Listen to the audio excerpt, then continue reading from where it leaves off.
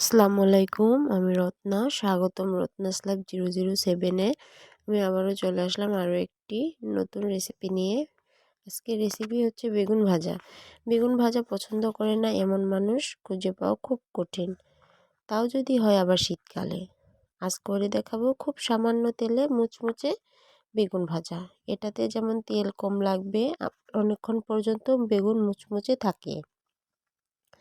এখানে আমি বড় সাইজের একটি বেগুন কেটে নিয়েছি। এবার এই বেগুনগুলো পানির মধ্যে ডুবিয়ে রাখবো 5 মিনিটের মতো। এটা ঢাকনা দিয়ে 5 মিনিট রেখে দিচ্ছি। যদি এই বেগুনগুলো এভাবে পানিতে ভিজানো থাকে তাহলে বেগুন ভাজার সময় তেল কম লাগে। 5 মিনিট পর আমি বেগুনগুলো পানি থেকে উঠিয়ে নিব একটি পাত্রে।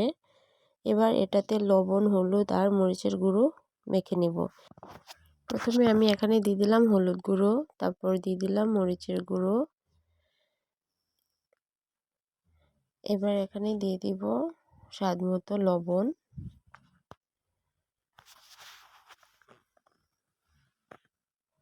এবার আমি এটা হাত দিয়ে ভালো করে মেখে নিব।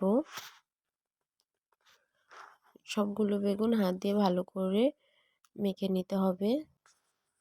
আমি বেগুনের দুই সাইডে ভালো করে সবগুলো উপকরণ মিশিয়ে নিব। এই বেগুনগুলো আমি সবগুলো প্রায় মাখানো হয়ে গেছে। এই দেখো কি সুন্দর মাখিয়ে নিলাম। এবার আমি এগুলো সাইডে রেখে দিব আর ততক্ষণ একটি মিশ্রণ তৈরি করে নিব। প্রথমে এখানে আমি বেসন, তারপরে হচ্ছে চালের গুঁড়ো, ঝালের গুঁড়ো, তারপর এখানে দিয়ে দিব হলুদের গুঁড়ো, তারপর দিয়ে দিব স্বাদমতো লবণ।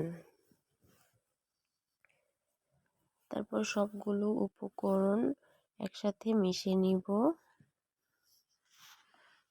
ভালো করে হাত দিয়ে মিশ্রণটি মেখে নিতে হবে।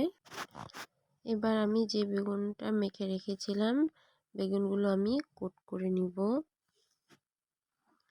এভাবে বেগুন ভাজলে অনেকক্ষণ পর্যন্ত বেগুন মুচমুচে থাকে। এই বেসনের সঙ্গে যদি চালের গুঁড়ো দিয়ে বেগুন ভাজা যায় তাহলে অনেকক্ষণ পর্যন্ত বেগুন মুচমুচে থাকে আর তেলও কম লাগে। সবগুলো বেগুন আমি এভাবে কুট করে নিব এবং 5 মিনিট রেস্টে রেখে দিব। এবার আমি একটি কড়াইতে দিয়ে দিব সামান্য পরিমাণে তেল। এই দেখো অল্প পরিমাণে আমি তেল দিয়েছি। এই তেলেই হচ্ছে আমার বেগুন ভাজা হয়ে যাবে। এখানে আমি সবগুলো বেগুন দিয়ে দিলাম। এবার 5 মিনিট করে ভেজে নিব। 5 মিনিট পরে আমি উল্টিয়ে দিব।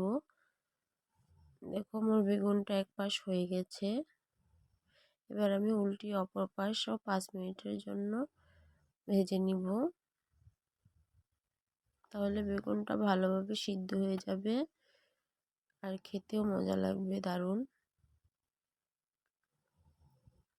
দেখো অল্প তেলেই আমার বেগুনটা কি সুন্দর ভাজা হয়ে গেছে আর কালারটাও একদম পারফেক্ট হয়েছে।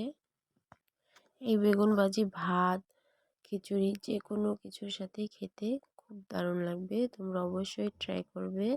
আর আমার ভিডিওটি ভালো লাগলে অবশ্যই একটি লাইক দিও, চ্যানেলটি সাবস্ক্রাইব করে পাশে থেকো, কমেন্ট করে জানাবে কেমন হয়েছে। আল্লাহ হাফেজ।